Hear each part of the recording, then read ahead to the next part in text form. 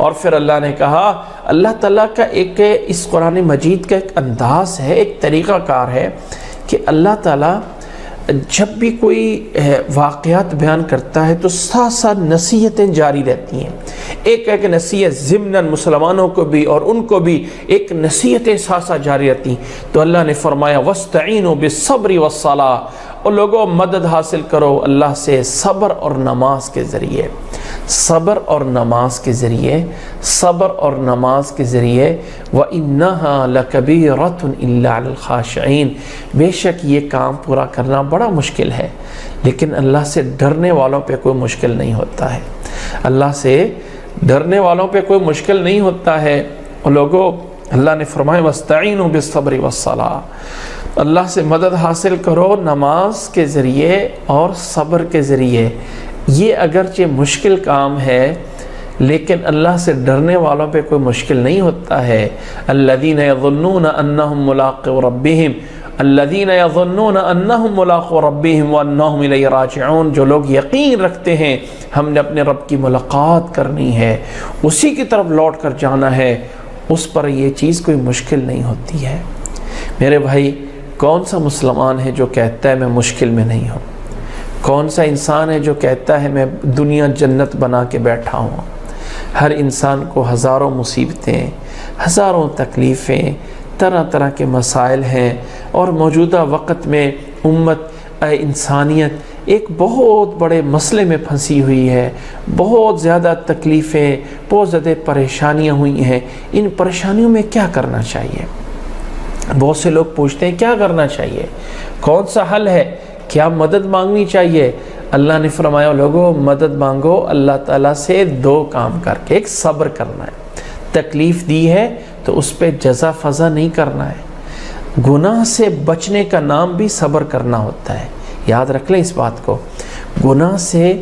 بچنے کا نام بھی صبر کرنا ہوتا ہے۔ صبر صرف یہ نہیں ہے کہ مجھے تکلیف ہو رہی ہے اور میں ہائے ہائے ہائے نہ کروں، نہیں،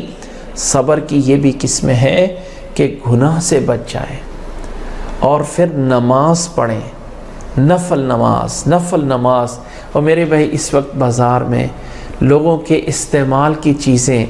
جیسے ضرورت کی چیزیں ختم ہو گئی، چاہیے تو یہ تھا تکلیف کے اندر بازاروں سے قرآن مجید غائب ہو جاتے،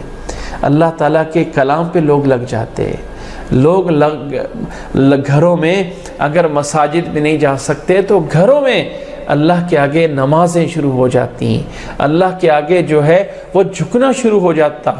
ہم لوگ عجیب لوگ ہیں کہ بجائے ان کاموں پہ لگیں جو اللہ نے حکم دیا ہے، الٹ کاموں پہ لگ جاتے ہیں۔ اچھا جی، رات کو 10 بجے کھڑے ہو کے اذانیں دینے شروع کر دو، مصیبتیں ٹل جائیں گی، عذاب رک جائیں گے۔ اور بھائی یہ کہاں پہ موجود ہے؟ کس نے بتایا ہے؟ کون سی حدیث ہے؟ کہاں لکھا ہوا ہے؟ ایک من گھڑت سی باتیں جمع کر کے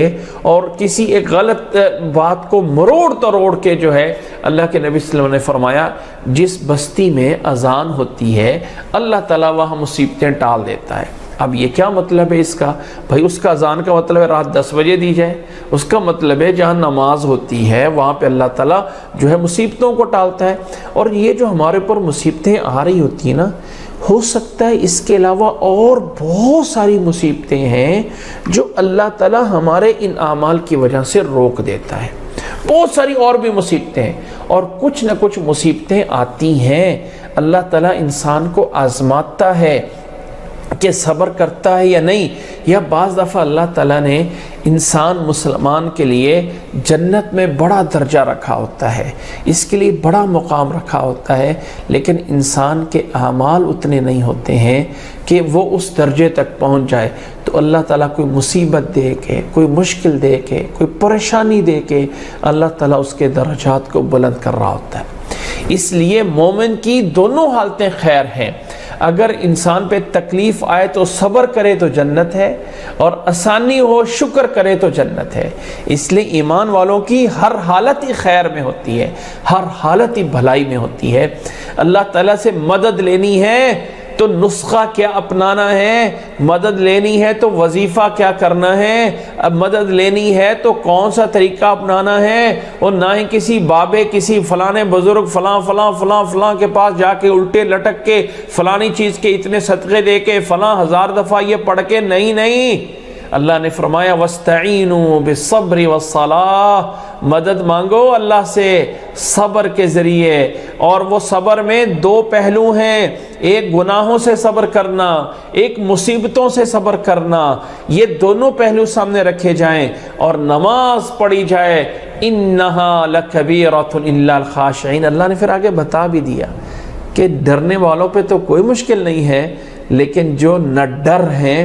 جو سمجھتے ہیں ہم بڑے فن خواہ ہیں اور ہم تو دنیا میں ہمیشہ رہنے کے لیے آ گئے ہیں، وہ سمجھتے ہیں ہمیں کیا نماز کی ضرورت ہے، ہمیں کیا ضرورت ہے، نہیں، إِنَّهَا لَكَبِيرَةٌ إِلَّا الْخَاشِعِينَ الَّذِينَ يَظُنُّونَ أَنَّهُمْ مُلَاقُو رَبِّهِمْ، وہ لوگ ہیں خاشعین جو یقین رکھتے ہیں کہ ایک نہ ایک دن رب کے سامنے جا کے کھڑا ہونا ہے، ملاقات کرنی ہے، وَأَنَّهُمْ إِلَيْهِ رَاجِعُونَ، اور اسی اللہ کی طرف لوٹ کر جو ہے وہ جانا ہے۔